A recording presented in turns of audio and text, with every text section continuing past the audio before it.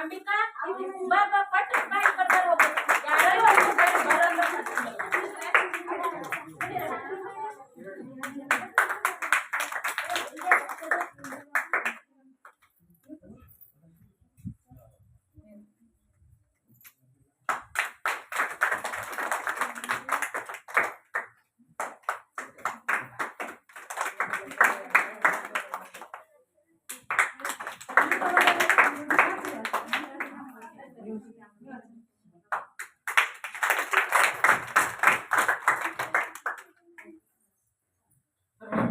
ಉದ್ಘಾಟನಾ ಕಾರ್ಯಕ್ರಮ ನೆರವೇರಿಸಿಕೊಟ್ಟಿರ್ತಕ್ಕಂಥ ಎಲ್ಲ ಮಹನೀಯರಿಗೂ ತುಂಬಾ ಧನ್ಯವಾದಗಳು.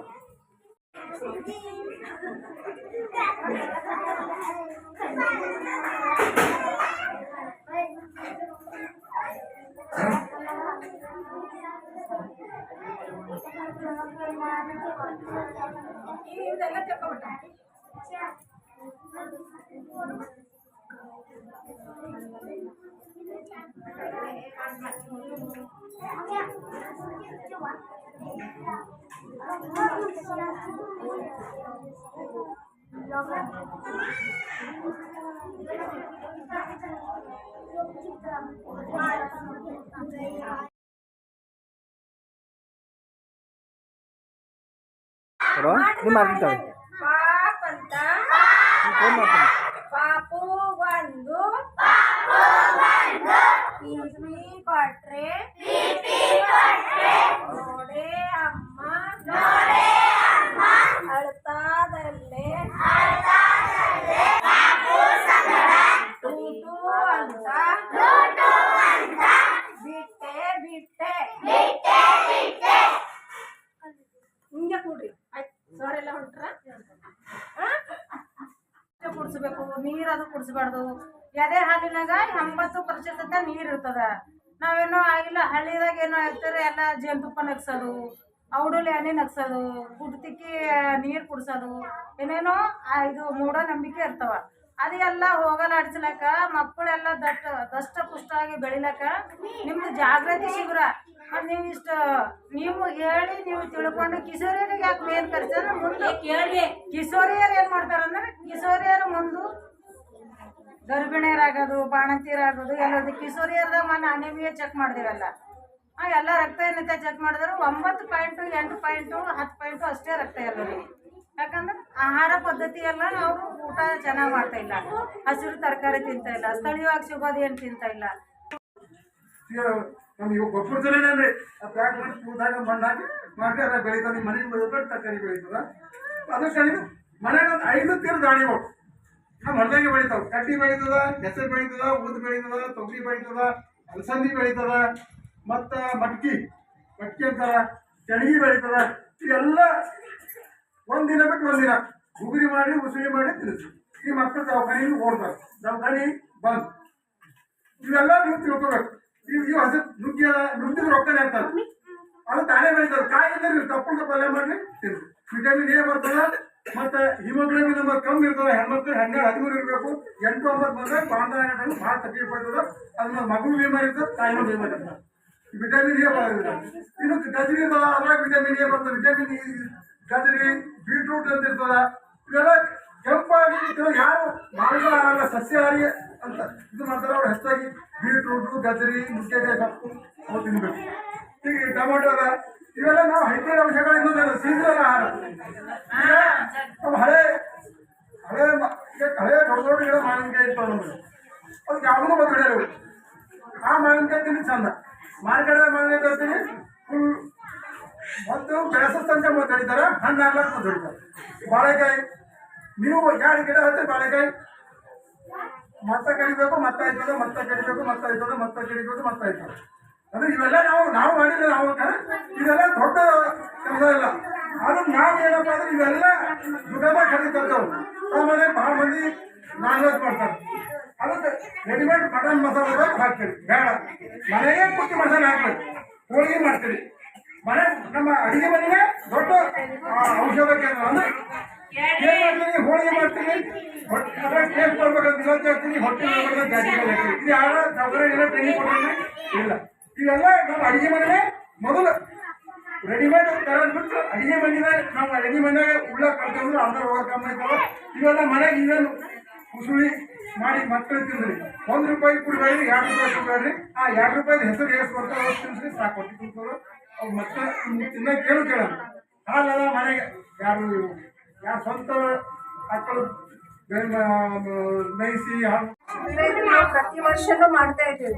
ಮಾಡೋ ಉದ್ದೇಶನೂ ಎಲ್ರಿಗೂ ಗೊತ್ತಿದೆ. ಎಲ್ಲರೂ ಸರಿಯಾಗಿ ಊಟ ಮಾಡಬೇಕು, ಹೆಲ್ತಿ ಆಗಿರ್ಬೇಕು. ಮುಂದೆ ಮತ್ತೆ ಗರ್ಭಿಣಿಯರಿರ್ಲಿ ಅಥವಾ ಮುಂದೆ ತಾಯಿ ಆಗೋರು ಯಾರಿದ್ರು ಅವರು ಸಹ ನಾವು ರೀತಿಯಿಂದಲೇ ಆರೋಗ್ಯ ಕಾಪಾಡ್ಕೊಂಡು ಹೋದ್ರೆ ಮುಂದೆ ನಮ್ಗೆ ಹುಟ್ಟುವಂಥ ಮಕ್ಕಳು ಸಹ ಏನಾಗ್ತಾರೆ ಆರೋಗ್ಯವಾಗಿ. ಅಷ್ಟೇ ಅಲ್ಲದೆ ನಮ್ಮ ಕಿಶೋರಿಯರಿಗೆ 14 ವರ್ಷದಿಂದ 15 ವರ್ಷ ಮಕ್ಕಳರ ಈಗಿನ ಕಾಲದಲ್ಲಿ ಪ್ರತಿಯೊಬ್ಬರಲ್ಲೂ ರಕ್ತಹೀನತೆ ಕಂಡು ಬರ್ಲತ್ತದ. ಆ ರಕ್ತಹೀನತೆ ಸರಿಪಡಿಸ್ಬೇಕಾಗ್ಲಿ ಅಥವಾ ಹೆಲ್ತ್ದ ಆರೋಗ್ಯದ ಯಾವುದೇ ಸಮಸ್ಯೆ ಇರಲಿ, ನಾವು ದಷ್ಟಪುಷ್ಟವಾಗಿ ಬೆಳಿಬೇಕಾದ್ರೆ ನಾವು ಎಲ್ಲಾನು ಖರೀದಿ ತಂದು ತಿನ್ಬೇಕಂತಿಲ್ಲ. ನಮ್ಮ ಮನೆಯಲ್ಲೇ ಸಿಗುವಂಥ ಆಹಾರ ಪದಾರ್ಥಗಳಿಂದ ನಾವು ಯಾವ ರೀತಿ ನಮ್ಮ ಆರೋಗ್ಯವನ್ನು ಕಾಪಾಡ್ಕೊಳ್ಬೋದು, ಯಾವ ರೀತಿ ನಾವು ಆರೋಗ್ಯಕರವಾಗಿ ಇರ್ಬೋದು ಅನ್ನೋದ್ರ ಬಗ್ಗೆ ಪ್ರತಿಯೊಂದು ಯಾವ್ದ್ಯಾವ್ದು ಇದ್ರಲ್ಲಿ ಎಷ್ಟೊಂದು ನಾವು ಐಟಮ್ಸ್ ಇರ್ತೀವಿ. ತರಕಾರಿ ಇಟ್ಕೊಂಡು ಎಲ್ಲ ಇಟ್ಟಿವಿ. ಎದೆದ್ರಲ್ಲಿ ಏನೇನು ಪೋಷಕಾಂಶ ಇದೆ, ಎದೆದು ಬೇಕು, ಎಷ್ಟು ಪ್ರಮಾಣದಲ್ಲಿ ಬೇಕು, ನೀವು ಒಂದು ಸಮತೋಲನ ಆಹಾರ ಯಾವ ರೀತಿ ಸೇವನೆ ಮಾಡ್ಬೋದು, ಎಷ್ಟೆಷ್ಟು ತಿನ್ಬೋದು ಅನ್ನೋದ್ರ ಬಗ್ಗೆ ನಮ್ಮದು ಆರೋಗ್ಯ ಇಲಾಖೆಯಲ್ಲಿ ನಮ್ಮ ಸ್ನೇಹಿತಿಯವ್ರು ಬಂದಿದ್ದಾರೆ. ಅವ್ರು ನಿಮ್ಗೆ ವಿವರವಾಗಿ ಹೇಳ್ತಾರೆ. ದಯವಿಟ್ಟು ಶಾಂತ ರೀತಿಯಿಂದ ಕೂತ್ಕೊಂಡು ಕೇಳ್ರಿ. ಅದು ನಿಮ್ಮ ಕಡೆಯಿಂದ ಅದು ಕರೆಕ್ಟ್. ಹಳ್ಳಿ ಲೆವೆಲ್ದಾಗ ಈ ರೀತಿ ಕಾರ್ಯಕ್ರಮ ಆಗ್ತಾವ, ಸಿಟಿ ಲೆವೆಲ್ದಾಗ ಈ ರೀತಿ ಕಾರ್ಯಕ್ರಮಗಳು ಆಗಲ್ಲ ಅಂತ ನಾವು ಹಳ್ಳಿ ಜನ ಭಾಳ ಲಕ್ಕಿ ಇದ್ದೀವಿ. ನಮ್ಗೆ ಎಲ್ಲರ ಬಗ್ಗೆನೂ ಮಾಹಿತಿ ಸಿಗ್ತದೆ. ಶಾಂತ ಕೂತ್ಕೊಂಡು ಎಲ್ಲರೂ ಕೇಳಿ ಅವ್ರು ಯಾರು ಏನು ಹೇಳ್ತಾರೆ ಅದೇ ಥರ ನಡ್ಕೊಳ್ಳಿ ಅಂತ ಹೇಳಿ ಎಲ್ಲರಿಗೂ ಕೋರ್ಕೊಳ್ತೀನಿ.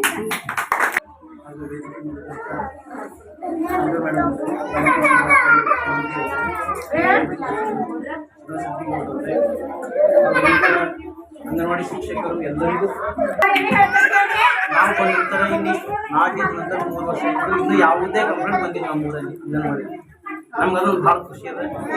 ಮತ್ತು ಇದು ಸೌಲಭ್ಯ ಎಲ್ಲರೂ ಪಡ್ಕೋಬೇಕು. ಎಲ್ಲ ಮಕ್ಕಳು ಬಡವರು ಇರ್ಬೋದು, ಶ್ರೀಮಂತರು ಇರಲಿ, ಸರ್ಕಾರ ಸೌಲಭ್ಯ ಏನದೆ ಎಲ್ಲರೂ ಪಡ್ಕೋಬೇಕು.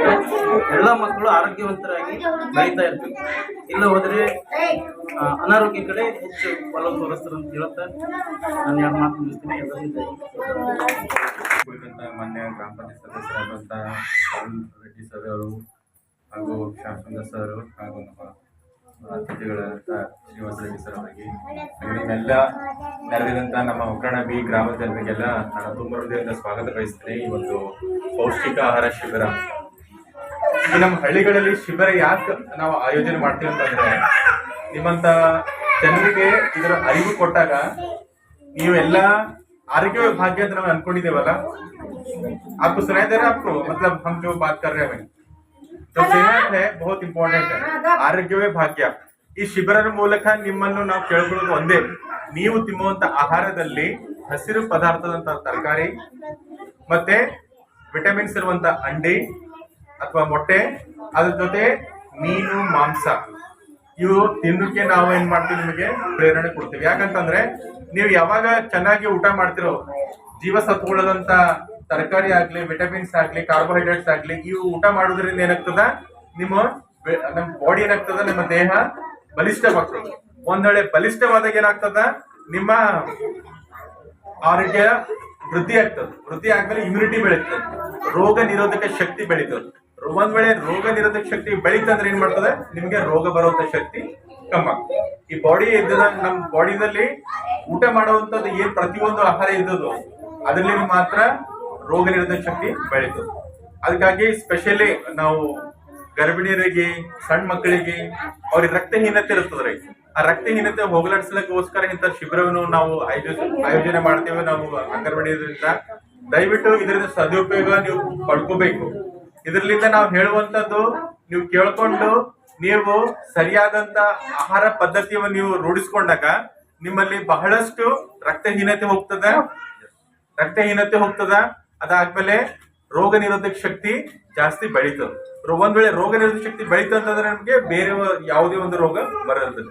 ಅದಕ್ಕೋಸ್ಕರ ನಾವು ಅಂಗನವಾಡಿಯಲ್ಲಿ ಏನ್ ಕೊಡ್ತೇವೆ ಅದು ನೀವು ಮಕ್ಕಳಿಗೆ ಏನ್ ಕೊಡ್ತೇವೆ ಅಥವಾ ನಮ್ಮ ಗರ್ಭಿಣಿಯವ್ರು ಇದ್ದಂತಹ ಹೆಣ್ಮಕ್ಳಿಗೆ ಏನ್ ಕೊಡ್ತೇವೆ, ಪ್ರತಿಯೊಂದು ಚಾಚು ತಪ್ಪದೆ ಊಟ ಮಾಡ್ಬೇಕು. ಅದಕ್ಕಾಗಿ ಈ ಶಿಬಿರ ನೀವು ಕಾಣುವಂತ ಇಲ್ಲ ಇಲ್ಲಿ ನೋಡಿ ಹಸಿ ತರಕಾರಿನೇ ಅದ ಮತ್ತೇನು ನಿಮ್ ಪ್ರತಿ ಸಲ ನಮ್ಗೆ ಏನ್ ಇದು ಸಿಗ್ತದಲ್ಲ ಸೀಸನಲ್ ಫುಡ್ ಅಂತೇವೆ ಒಂದ್ ವೇಳೆ ಬೇಸಿಗೆ ಬಂದಾಗ ಏನ್ ಸಿಗ್ತದ ನಮ್ಗೆ ಜಾಸ್ತಿ ಮಾವಿನ ಹಣ್ಣು ಸಿಗ್ತದ ಮತ್ತೇನ್ ಸಿಗ್ತದ ಅಂಗೂರ್ ಸಿಗ್ತದ ಸೀಸನಲ್ ಈ ತರ ಏನ್ ಬಿ ಫ್ರೂಟ್ಸ್ ನಿಮ್ಗೆ ಸಿಗ್ತದೋ ಈಗ ಏನ್ ಸಿಗ್ತದ ಈ ಬಾಳೆಹಣ್ಣಂತೂ ರೆಗ್ಯುಲರ್ ಆಗಿ ಸಿಗ್ತದ್ರಿ ಇದು ತಿನ್ಬೇಕು ಮತ್ತೆ ಸ್ಪೆಷಲಿ ಪಾಲಕ್ ಆಮೇಲೆ ಕಬ್ಬಿಣಾಂಶ ಕಮ್ಮಿ ಅಂತಂದ್ರೆ ಪಾಲಕ್ ಬಹಳ ಇದಾಗ್ತದ ಮತ್ ಗರ್ಭಿಣಿಯವರಿಗೆ ಮೊಟ್ಟೆ ಅದ್ರ ಜೊತೆ ಬೆಲ್ಲ ಶೇಂಗಾ ಕೊಡ್ತೀವಲ್ಲ ನಮ್ಮ ಹತ್ರ ಅದನ್ನು ತಿನ್ಬೇಕು ಯಾಕಂದ್ರೆ ನಾವು ಬಹಳಷ್ಟು ಹಾಸ್ಪಿಟಲ್ ನೋಡ್ತೀವಿ ಸರ್ ರಕ್ತಹೀನತೆಯಿಂದ ಬಹಳ ಬರ್ತದೆ ಸರ್ ನಮ್ಮಲ್ಲಿ ಏನ್ ಟೈಮಿಗೆ ಅವರು ಗರ್ಭವಸ್ಥೆ ಆಗಿ ಈಗ ಏನು ಅವರಿಗೆ ಪ್ರಸವ ವೇದನೆ ಆಗಿ ಅವರು ಮಕ್ಕಳು ಇದು ಹೆರಿಗೆ ಆಗುವಂತ ಸಮಯದಲ್ಲಿ ನೋಡಿದಾಗ ರಕ್ತಹೀನತೆ ಆಗ್ತದ್ರಿ ಅದಕ್ಕೋಸ್ಕರ ಒಂದಿನದಲ್ಲೇ ನಾವ್ ಎಷ್ಟು ರಕ್ತ ಹಚ್ಕೊಂಡ್ರು ಅದು ಉಪಯೋಗ ಬರಲ್ಲ ಅದಕ್ಕಾಗಿ prevention is better than cure ಅಂತ ಇಂಗ್ಲಿಷ್ ಅಲ್ಲಿ ಇದೆ ಮುಂದೆ ಬರುವಂತ ಯಾವುದೇ ರೋಗವನ್ನು ತಡೆಗಟ್ಟು ಇವಾಗೆ ಮಾಡ್ಕೋಬೇಕು ಏನಿಲ್ಲ ನಿಮ್ಗೆ ಯಾವಾಗ ನಮ್ದು ಹಳ್ಳಿಯಲ್ಲಿ ಸಿಗುವಂತ ಆಹಾರ ಪದಾರ್ಥಗಳು ಫ್ರೆಶ್ ಆಗಿರೋದಂತ ಆಹಾರ ಪದಾರ್ಥ ಅದು ಊಟ ಮಾಡಿದ್ರೆ ನೀವು ಸರಿಯಾದ ಮಕ್ಕಳು